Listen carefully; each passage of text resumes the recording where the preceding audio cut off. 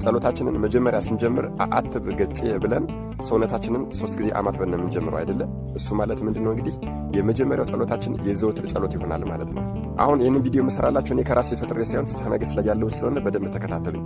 የመጀመሪያ ጸሎታችን የዘወትር ጸሎት ነው። የዘወትር ጸሎትን ጨርሰን ያው ጸሎተ ሃይማኖትን እንጀምር አይደለ? የሃይማኖት ጸሎት የሚለውን እርሱን ደግሞ እስከ ስብሐት ድረስ ማለትም ለአብ ምስጋና ይገባል፣ ለወልድ ምስጋና ይገባል፣ ለመንፈስ ቅዱስ ምስጋና ይገባል እስከሚለው ድረስ እንቀጥልና ይተአኮት ወይሴባ ስሙ ለእግዚአብሔር ወትረ በኩሉ ጊዜ ወበኩሉ ሰዓት እስከሚለው ድረስ ማለትም የእግዚአብሔር ስሙ ፈጽሞ ይመሰገን ዘንድ ዘወትር በየጊዜያቱና በየሰዓቱ ምስጋና ይገባል እስከሚለው ድረስ እንጨርስና በአቡነ ዘበሰማያት ዘግተን የእመቤታችንን ጸሎት ሳንጀምር ልብ አድርጉ። የእመቤታችንን ጸሎት ሳንጀምር በአቡነ ዘበሰማያት ዘግተን ቀጥታ ወዴት እንሄዳለን ማለት ነው?